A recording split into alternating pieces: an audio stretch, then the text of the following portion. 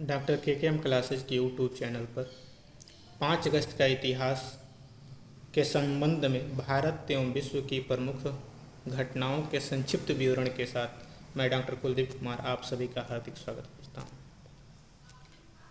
विश्व एवं भारत के लिए 5 अगस्त क्यों ऐतिहासिक एवं महत्वपूर्ण है, इस संबंध में कुछ महत्वपूर्ण घटनाओं के साथ भारतीय परिदृश्य में 3 घटनाओं का मैं विशेष रूप से जिक्र करना चाहूँगा, जिसमें पहला ऑपरेशन जिब्राल्टर, दूसरा धारा 370 की समाप्ति एवं तीसरा श्री राम मंदिर हेतु अयोध्या में भूमि पूजन।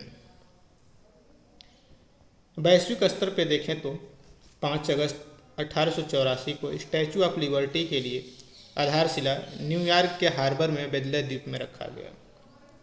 5 अगस्त 1921 को अमेरिका और जर्मनी ने बर्लिन शांति पर हस्ताक्षर किए थे। 5 अगस्त 1960 को अफ्रीकी देश बुर्किना फासो ने अपनी स्वतंत्रता की घोषणा की थी। 5 अगस्त 1963 को रूस, ब्रिटेन और अमेरिका ने मॉस्को में परमाणु परीक्षण निषेध संधि की थी। 5 अगस्त 1965 ऑपरेशन जिब्राल्टर। भारत की स्वतंत्रता के पश्चात पाकिस्तान अपने निर्माण से ही जम्मू कश्मीर को हथियाने के लिए अलग अलग प्रयास करता आया है। इसी क्रम में पाकिस्तान ने कश्मीर पर कब्जा करने के उद्देश्य से 5 अगस्त 1965 को ऑपरेशन जिब्राल्टर की शुरुआत की थी, जिसमें हजारों पाकिस्तानी लड़ाकों को कश्मीरी बनाकर घाटी में घुसपैठ करने की रणनीति की गई थी। और यह ऑपरेशन 1965 में भारत पाकिस्तान के मध्य युद्ध का एक मुख्य कारण भी था। ऑपरेशन जिब्राल्टर में शामिल लोगों को 2 काम दिए गए थे। पहला, कश्मीरी मुसलमानों को भारत के खिलाफ भड़काना और दूसरा, भारतीय सेना की महत्वपूर्ण पोस्ट एवं चोटियों पर कब्जा करना था। दरअसल भारतीय सेना ने बड़ी मुस्तैदी के साथ ऑपरेशन जिब्राल्टर को नाकाम करते हुए 1965 के युद्ध में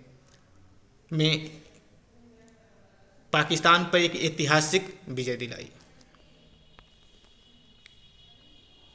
5 अगस्त 2019 अनुच्छेद 370 की समाप्ति और 5 अगस्त 2020 अयोध्या में श्री राम मंदिर निर्माण हेतु भूमि पूजन। 5 अगस्त 2019 का दिन कश्मीर घाटी में बढ़ रहे अलगाववाद पर बहुत शक्तिशाली प्रहार था, जिसके कारण अलगाववादियों के साथ साथ पाकिस्तान भी बिलबिला उठा। 5 अगस्त 2019 जम्मू कश्मीर के भारत का अभिन्न अंग होने की राह में अनुच्छेद 370 की समाप्ति का ऐतिहासिक घोषणा किया गया। भारत माता के शीश मुकुट जम्मू कश्मीर में अनुच्छेद 370 एक जहरीले कांटे की तरह चुभता था, जिसके कारण कश्मीर घाटी के चंद परिवार मालामाल हो रहे थे और घाटी में अलगाव की आग धधक रही थी। सेना को अनेकानेक चुनौतियों का सामना करना पड़ रहा था। कश्मीर घाटी के नेता जो अनुच्छेद 370 को अपने लाभ के लिए पत्थर की लकीर समझते थे, उनमें से नेशनल कॉन्फ्रेंस के अध्यक्ष एवं पूर्व मुख्यमंत्री फारूक अब्दुल्ला ने कहा था कि दुनिया की कोई भी शक्ति अनुच्छेद 370 को छू नहीं सकती है।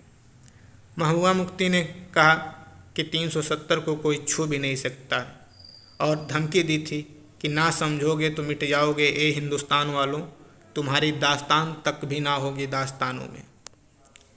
ऐसे अनेक अलगाववादी नेताओं के वक्तव्य पर जवाब देते हुए लद्दाख के सांसद जमयांग सेरिंग नामग्याल ने संसद में कहा था, इस फैसले से केवल 2 परिवारों की रोजी रोटी बंद होगी। 17 अक्टूबर 1949 को जब कश्मीर में अनुच्छेद 370 लागू किया गया तो उसका श्यामा प्रसाद मुखर्जी ने सबसे पहले विरोध किया और कहा कि देश में एक देश में 2 विधान, 2 प्रधान और 2 निशान नहीं चलेंगे। तो एक तरह से देखा जाए तो 5 अगस्त 2019 को जम्मू कश्मीर से अनुच्छेद 370 की समाप्ति करके सरकार ने श्यामा प्रसाद मुखर्जी के संकल्प को पूरा किया है। आप देख सकते हैं कि इन 2 अलग अलग तारीखों में जम्मू कश्मीर के इतिहास एवं भूगोल में क्या परिवर्तन हुआ। जब 17 अक्टूबर 1949 को जम्मू कश्मीर में अनुच्छेद 370 लागू किया गया, उसके बाद क्या स्थिति बनी, और 5 अगस्त 2019 को जब सरकार ने जम्मू कश्मीर से अनुच्छेद 370 की समाप्ति की। जम्मू कश्मीर की यथास्थिति में काफ़ी परिवर्तन हुआ। नागरिकता के संदर्भ में, ध्वज के संदर्भ में, संविधान के अनुच्छेद के संदर्भ में जो पहले नहीं लागू थे वह 5 अगस्त 2019 के बाद लागू हो गए।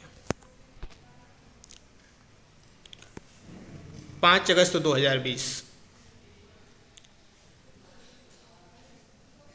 विगत 500 वर्षों के इतिहास में 5 अगस्त 2020 को एक और ऐतिहासिक घटना घटी, जिसकी प्रतीक्षा में सनातन हिंदू समाज लगभग 491 वर्ष से संघर्ष कर रहा था। 21 मार्च 1528 को मुगल आक्रांता बाबर के आदेश पर उसके सिपा सलार मीर बांकी ने अयोध्या में राम मंदिर को ध्वस्त कर उसके स्थान पर एक ढांचा खड़ा कर दिया था। उस ढांचे को हिंदू समाज ने अपने आराध्य को पुनः स्थापित करने के लिए 6 दिसंबर 1992 को उखाड़ फेंका था। इसके बाद न्यायालय में यह प्रकरण चला और 9 नवंबर 2019 को सुप्रीम कोर्ट की 5 जजों की बेंच ने श्री राम मंदिर के पक्ष में फैसला सुनाया। इसके उपरांत 5 अगस्त 2020 को श्री राम मंदिर निर्माण के लिए भूमि पूजन प्रधानमंत्री नरेंद्र मोदी के हाथों हुआ। इस भूमि पूजन के दिव्य क्षण की प्रतीक्षा और संघर्ष में श्री राम भक्तों की कई पीढ़ियां उनके अपने आराध्य प्रभु श्री राम का मंदिर बनाने की अधूरी कामना के साथ उनके श्री चरणों में लीन हो गई थी। 5 अगस्त 2020 को उन सभी भक्तों का संघर्ष, त्याग और तप की पूर्णाहुति हुई, जब अयोध्या में भूमि पूजन का कार्यक्रम कर दीपोत्सव मनाया गया। आंकड़ों के माध्यम से आप देख सकते हैं कि अयोध्या की कहानी कैसे कैसे आगे बढ़ी और कैसे वह ऐतिहासिक क्षण आया जब श्री राम मंदिर के निर्माण के संदर्भ में सुप्रीम कोर्ट का फैसला आया और 5 अगस्त सन 2020 को भूमि पूजन का कार्यक्रम किया गया। भूमि पूजन के पश्चात श्री राम का मंदिर कैसा होगा, उसका क्या डिजाइन होगी, उसका कैसा एक ढांचा होगा, इसका पूरा का पूरा रूपरेखा आप इस तस्वीर में देख सकते हैं। यह मंदिर जो है कितना फीट ऊंचा होगा, कितनी सीढ़ियाँ होंगी, कितने एकड़ में है, पूरा विवरण आप इसमें दिया गया है। 5 अगस्त के इतिहास के संदर्भ में कुछ महत्वपूर्ण घटनाओं का संक्षिप्त विवरण रखने का प्रयास किया। आशा और उम्मीद करता हूं कि यह आपके लिए काफ़ी महत्वपूर्ण जानकारी होगी। बहुत बहुत धन्यवाद।